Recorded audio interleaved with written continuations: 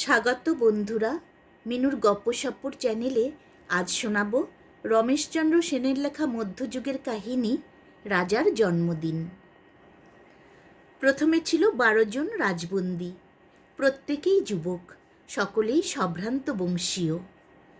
প্রতি বৎসর রাজার জন্মদিনে একজন করিয়া খালাস পাইয়া তখন ছিল মাত্র 3 জন।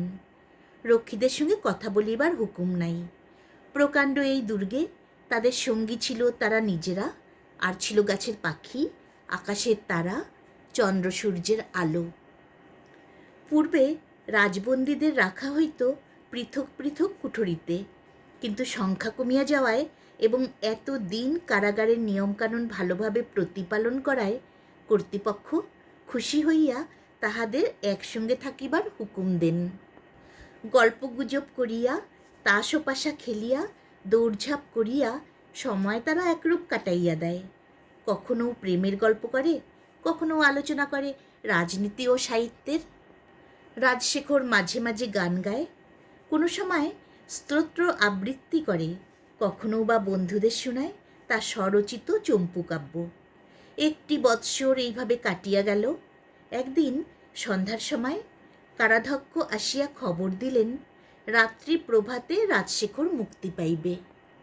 জয়ন্ত ও জিমুতবাহন সমস্বরে বলিয়া উঠিল, জয় রাজশেখরের। তাহাদের আনন্দের আর সীমা নাই।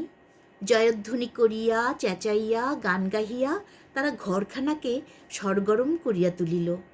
জয়ন্ত বলিল, মুক্তি তো পাচ্ছ, কিন্তু মনে থাকে যেন চম্পার খবর আমাকে দিতে হবে। রাজশেখর কহিল, নিশ্চয়। জয়ন্ত একটু হাসিল। মুক্তিপ্রাপ্ত আরও 2-1 বন্ধুকে এইরূপ অনুরোধ করায় তারাও কথা দিয়েছিল চম্পার খবর পাঠাইবে, কিন্তু খবর সে পায় নাই। রাজশেখর জিমুতবাহনকে জিজ্ঞাসা করিল, তার কোনো সংবাদ দেবার আছে কি না। জিমুতবাহন বলিল, না। প্রভাত হওয়ার সঙ্গে সঙ্গে রক্ষী দরজা খুলিয়া দিলে 3 জনেই উঠানে আসিয়া সারি বাঁধিয়া দাঁড়াইল। প্রথমে জয়ন্ত, মধ্যে রাজশেখর, শেষে জিমুতবাহন।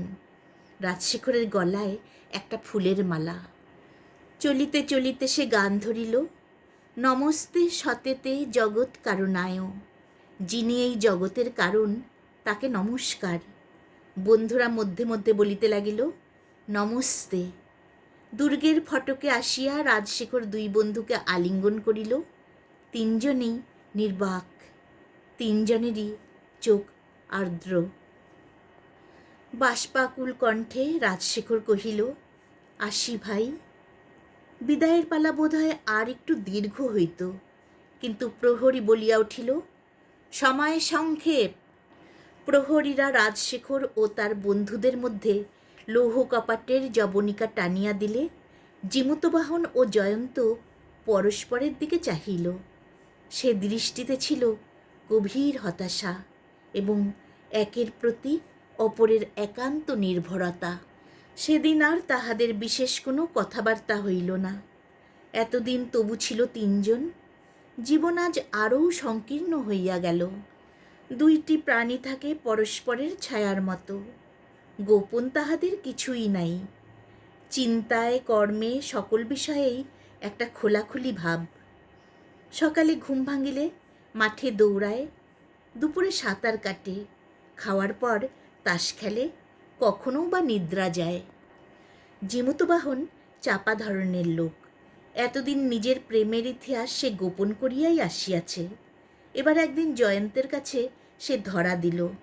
বন্ধুকে বলিল তার প্রেমের গল্প, জীবনের প্রথম ও শেষ প্রেম। ঘটনাটি এইরূপ। জিমুতবাহনের প্রেমাস্পদ ছিল তাহারই কোনো এক বন্ধুর আত্মীয়া। পাছে বন্ধুর প্রাণে আঘাত লাগে, পাছে তাহার উপর বিশ্বাসঘাতকতা করা হয়, সেই জন্য প্রেমের প্রতিদান পাইয়াও সে পিছাইয়া আসিল। সেই হইতে নারী সম্বন্ধে কোনো ঔৎসুক্য কি কৌতূহল তাহার নাই। ব্যথা সে পাইল খুবই, কিন্তু উপায় ছিল না। একদিকে বন্ধুত্বের মর্যাদা, আর একদিকে প্রেম। জিমুতবাহনের উপর জয়ন্তের অনুরাগ সেই হইতেই যেন আরও বাড়িয়া গেল। সেও যে প্রেমিক, সেও যে তার সহধর্মী। আগে মনে করি তো লোকটা বেরসিক, তাই চম্পার কথা ততটা প্রাণ খুলিয়া বলিত না। কিন্তু এখন আর দ্বিধা নাই, সংকোচ নাই। কিছুদিন পরে জীমূতবাহনের অসুখ করিল। জ্বর, বমি, মাথায় যন্ত্রণা। প্রথমে মনে হইল অল্পেই সারিয়া যাইবে, কিন্তু উপসর্গ উত্তরোত্তর বাড়িতে লাগিল।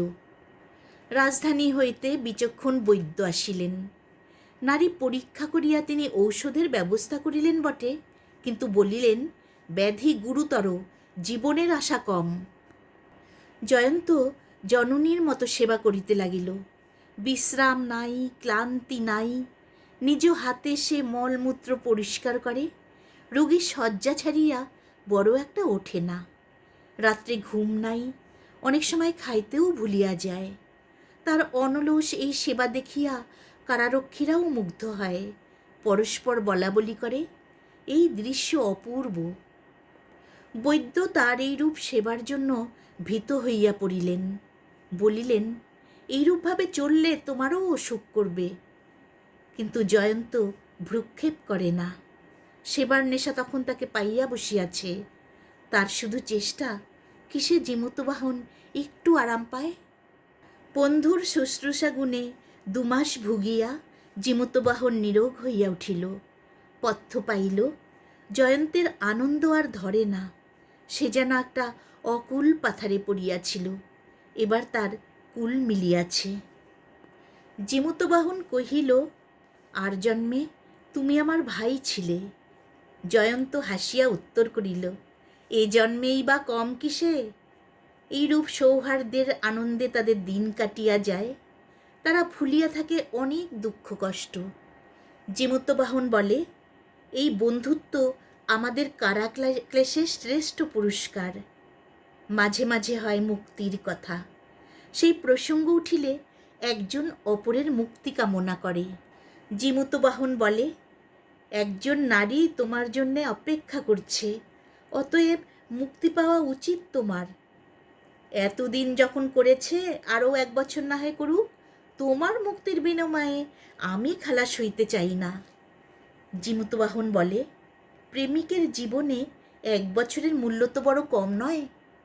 সময় কাটাইবার আর 5টা উপাদানের মধ্যে একটা উপায় তারা অবলম্বন করিল, নিজেদের ভাগ্য পরীক্ষা। রাজার জন্মদিনে মুক্তি মিলিবে কার? পরীক্ষা করে তাম্র কি রৌপ্য মুদ্রা ঘুরাইয়া, পাশার ঘুঁটি চালিয়া এবং আরও অনেক কিছুর সাহায্যে। ভাগ্য লক্ষ্মী কখনো প্রসন্ন হন একজনের উপর, কখনো অপরের প্রতি। যার নাম ওঠে সে অপরকে বলে, না ভাই, আমি চাই এবছর তুমি খালাস হও। মুক্তির দিন ঘনাইয়া আসে, মাত্র মাস 1.5 বাকি। একদিন জয়ন্ত শৌচাগার হইতে ফিরিতেছিল। তার কানে গেল 2টি প্রহরীর কথোপকথন। একজন বলিল, এবার বন্দি তো খালাস পাবে একজন, আর একজন থাকবে কি করে? কেন? একা থাকা যে ভারী কষ্টের। এখানেই বছর 15 আগে একটি বন্দি নিঃসঙ্গ কারাবাসের কষ্ট সহ্য করতে না পেরে আত্মহত্যা করেছিল ওই ওদেরই ঘরে। জয়ন্ত চলিয়া আসিল, কিন্তু এই কথা কয়টা তার হৃদয়ে পাথরের দাগের মতো গাঁথিয়া রইল। সে অনেক চেষ্টা করিল এই দুর্ভাবনাটাকে ঝাড়িয়া ফেলিবার, কিন্তু যখনই একা থাকে তখনই মনে পড়ে প্রহরীদের সেই কথাবার্তা। ব্যাপারটাকে সে এভাবে কখনও ভাবিয়া দেখে নাই। অবশ্যম্ভাবী নিঃসঙ্গ কারাজীবনের বিভীষিকার কথা মনে হয় নাই দুজনের কাহারও। জয়ন্তের মনে পড়িল তাহাদের গ্রামের এক ভূস্বামীর কথা। নির্জন কারাবাসের ফলে 6 মাসের মধ্যে তার মাথা এতদূর খারাপ হইয়া যায় যে নিজের পুত্রকন্যাকেও সে চিনিতে পারে নাই। জয়ন্ত মানুষটাকে দেখিয়াছিল, আজন্ম মস্তিষ্কহীনের চেয়েও কৃপার পাত্র। অথচ এই মানুষই বিদ্যায়, বুদ্ধিমত্তায়, ধনদৌলতে, প্রভাব প্রতিপত্তিতে একদিন সমাজের শিরোমণি ছিল। জয়ন্তের ভয় হয় তারও তো এইরূপ হইতে পারে। মাঝে মাঝে একলা বসিয়া কি যেন ভাবে। জীমূতবাহন ব্যাপারটা লক্ষ্য করিল। সে বলিল, কি হয়েছে তোমার? জয়ন্ত সব কথা খুলিয়া বলিল। জীমূতবাহন উত্তর করিল, আচ্ছা, দুজনের কারও যদি মুক্তি না মেলে? জয়ন্ত উৎসাহের সঙ্গে বলিল, সে খুব ভালো কথা, তবুও একসঙ্গে থাকতে পারবো। কিন্তু ভীতি তার কাটে না। সে ভাবে, জিনিসটা কি সম্ভব? উভয়েরই মুক্তি অথবা উভয়েরই আর 1 বৎসর একত্র কারাবাস যেন কল্পনারও অতীত।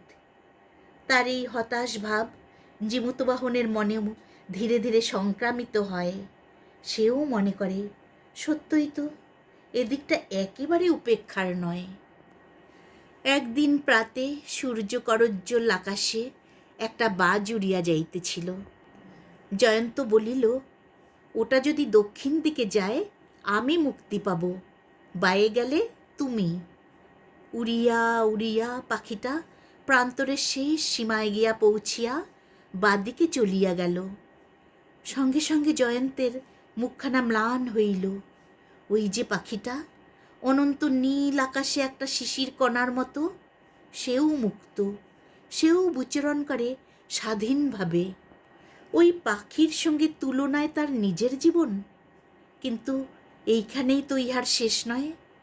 গভীরতর দুঃখ লইয়া ভবিষ্যৎ তাকে গ্রাস করিবার জন্য প্রস্তুত হইয়া আছে।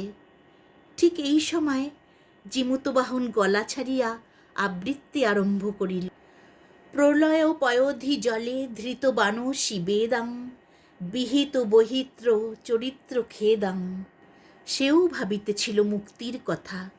ভগবানকে স্মরণ করিয়া মেঘের মতো নিজের মনের গ্লানিটুকুকে উড়াইয়া দিবার জন্যই স্তোত্র আবৃত্তি করিল।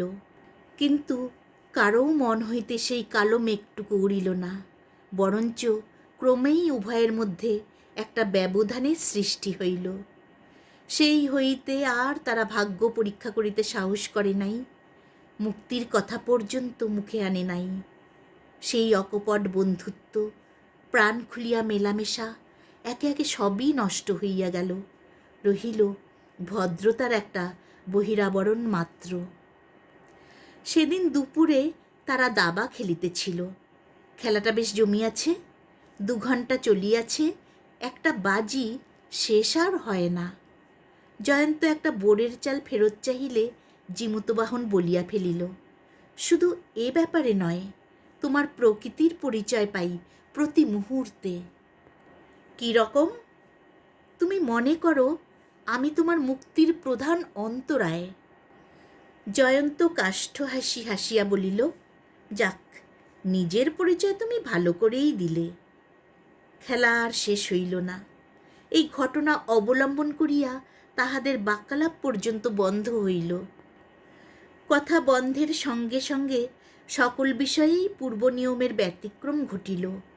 তাহারা স্নান করে পৃথক সময়ে, আহার করে পৃথক স্থানে, যথাসম্ভব একে অপরকে এড়াইয়া চলে। রাত্রে একা ঘরে না থাকিলেই নয়, তাই থাকে, কিন্তু পৃথক থাকিতে পারে না বলিয়াও পরস্পরের প্রতি রাগিয়া যায়। মন তাহাদের বিষাইয়া ওঠে প্রত্যেকটি খুঁটিনাটি অবলম্বন করিয়া। বিস্ময়ের বিষয় এই যে কেহই ভাবে না যে সে নিজেও মুক্তি পাইতে পারে। একেভাবে মুক্তি মিলিবে অপরের। কাল রাজার জন্মদিন। আজ সন্ধ্যায় মুক্তির সংবাদ আসিবে। দুজনেই সাগ্রহে সূর্যাস্তের প্রতীক্ষা করিতেছে। মুক্তি একজনের হইবেই, যার হয় হোক, কিন্তু এ সংশয় আর ভালো লাগে না। সন্ধ্যার কিছু পরেই কারাধ্যক্ষ আসিয়া ঘোষণা করিলেন, অশেষ গুণালঙ্কৃত শ্রীমৎ মহারাজের পবিত্র জন্মতিথি উপলক্ষে জীমূতবাহন মুক্তি পাইবেন। প্রভাতে কারাগৃহ হইতে বাহিরে যাইবার জন্য তিনি যেন প্রস্তুত থাকেন। রাজা দেশ শুনাইয়া কারাধ্যক্ষ চলিয়া গেলেন। জীমূতবাহন কেমন যেন বিহ্বল হইয়া পড়িল। সে বুঝিতে পারিল না মুক্তির এই বাণী আনন্দের না বিষাদের। আর জয়ন্ত? প্রথমে সে যেন ঘোষণাবাণীর অর্থই উপলব্ধি করিতে পারে নাই। ধীরে ধীরে কথাগুলি দুইবার আওড়াইয়া সে হাসিয়া ফেলিল, নিজের অন্তহীন দুঃখের প্রতি একটা তীব্র বিদ্রূপের সুরে। বাহিরে চাঁদের আলোর উপর শীতের কুয়াশা একটা পর্দা টানিয়া দিয়াছে, প্রকৃতিরূপ সদ্য শোকাতুরা শ্বেতবসনা বিধবার মতো। জয়ন্ত এবং জিমুতবাহনের মনের উপরও কুয়াশার পর্দারই মতন একটা আবরণ। দুজনে দুটা জানালায় দাঁড়াইয়া, একজন পূবের একজন দক্ষিণের। জয়ন্তের কাছে সবই অর্থহীন, সবই অস্পষ্ট। রাত্রি প্রভাতে মাতাল যেমন জড়তা বোধ করে, তার মন ও শরীরের অবস্থাও ঠিক সেই রূপ। আর জিমুতবাহন, পরদিন প্রাতঃকাল হইতেই সে স্বাধীন, ইহা ভাবিয়াও তাহার শান্তি নাই। জয়ন্তের নিকট সে যেন কত অপরাধী। ইচ্ছা হয় একবার তার হাত ধরিয়া ক্ষমা ভিক্ষা করে, কিন্তু ভাষা জোগায় না। দুজনেই নির্বাক, একজন হতাশায়, অপরে সৌভাগ্যের সংকোচে। জয়ন্তের চোখের সামনে তখন ভাসিয়া উঠিল নিঃসঙ্গ কারাবাসের ছবি। তার মনে পড়িল নিজের পরিচিত সেই হতভাগ্য ভূস্বামীকে। মনে পড়িল এই কক্ষে যে বন্দী গলায় দড়ি দিয়া আত্মহত্যা করিয়াছিল তাহাকে। ভাবিতে ভাবিতে জয়ন্তের চোখ দুটো লাল হইয়া উঠিল। তাহার দিকে চাহিয়া জিমুতবাহনের আশঙ্কা হইল, মানুষটা বুঝিবা পাগল হইয়া গেল। ঘণ্টার পরে ঘণ্টা কাটিয়া গেল, কতক্ষণ তাহার হিসাব নাই। একটা পাখির ডাক শুনিয়া দুজনেরই চমক ভাঙিল। এই পাখি ডাকে প্রতি প্রহরে। এটা কোন প্রহরের ডাক? প্রথম না দ্বিতীয় প্রহরের? অন্যবার এই দিন কত উৎসব, কত আনন্দ হয়। বন্দীরা আনন্দ করে, মুক্তিপ্রাপ্তের জয়ধ্বনি করে। জিমুতবাহন একটা তোরঙ্গের উপর বসিয়া ভাবিতেছিল, বাহিরে যাইয়া জয়ন্তর মুক্তির জন্য কি কি পন্থা অবলম্বন করিবে, কাহাকে ধরিবে, কোন প্রতিপত্তিশালী অভিজাতের মারফত রাজার নিকট আবেদন করিবে। ভাবিতে ভাবিতে রাত্রি তৃতীয় প্রহরের পাখির ডাকের পর সে ঘুমাইয়া পড়িল। জয়ন্ত তখনও ঘরের মধ্যে পদচারণা করিতেছিল। মাথা একটু নাড়িতে নাড়িতে আপন মনে কি বকে। একবার ঘরের এদিক হইতে ওদিকে যায়, আবার ফেরে। কখনো হাত তার মুষ্টিবদ্ধ হইয়া আসে, কখনো বা ওষ্ঠ প্রান্তে ফুটিয়া ওঠে একটু হাসি। হাঁটিতে হাঁটিতে জয়ন্ত একবার জিমুতবাহনের দিকে চায়, কি যেন ভাবিয়া দেয়ালের উপর ঘুষি মারে, হাত ক্ষতবিক্ষত হয়। আজ রাজার জন্মদিন। জয়ন্ত দরজার কাছে একটা চারপায়ের ওপর বসিয়া আছে, পরনে জিমুতবাহনের পোশাক, মাথায় তাহারই উষ্ণিস। দরজা খোলা মাত্রই সে বাহির হইয়া যাইবে। যদি কেহ বাধা দেয় তবে রক্তগঙ্গা বহাইবে। কিন্তু এ কি? অন্যবার ভোরের সঙ্গে সঙ্গে প্রহরীরা দরজা খুলিয়া দেয়, এবার এত বিলম্ব কেন? ঘর যে আলোয় ভরিয়া গেল, এ আলো তো তার সহ্য হয় না। এক দৃষ্টে সে চাহিয়া রহিল দরজার দিকে। দূরে পদশব্দ শোনা গেল, একজন, দুজন, বহু লোকের পদশব্দ। শব্দ ক্রমে স্পষ্টতর হইল, একেবারে দরজার বাহিরে। লৌহ কপাট ঝনঝন শব্দে খুলিয়া গেল। লৌহ কপাট ঝনঝন শব্দে খুলিয়া গেল। প্রথমে রাজার জন্মোৎসবের উপযুক্ত উজ্জ্বল পরিচ্ছদে ভূষিত কারাধ্যক্ষ, পিছনে প্রহরীর দল। চৌকাঠের উপর পা দিয়াই কারাধ্যক্ষ বলিলেন, শ্রীমৎ মহারাজ তার আদেশ পরিবর্তন করিয়াছেন, আপনারা দুজনই মুক্ত। জয়ন্ত ফ্যালফ্যাল করিয়া তার দিকে তাকাইয়া জিজ্ঞাসা করিল, দুজনেই? কারাধ্যক্ষ তার ভাব দেখিয়া বিস্মিত হইলেন। একটু আগাইয়া আসিয়া দেখিলেন মেজের উপর জিমুতবাহনের দেহ পড়িয়া আছে। তার মুখে, বুকের উপর এবং চোখের কোণে জমাট বাঁধা রক্ত। একটা কষ বাহিয়া রক্ত গড়াইয়া কালো শিরার মতো দাগ পড়িয়াছে। জয়ন্ত তখন ধীরে ধীরে আপন মনে বলিতেছিল, আমরা দুজনেই মুক্ত। গল্পটি এখানেই শেষ হলো।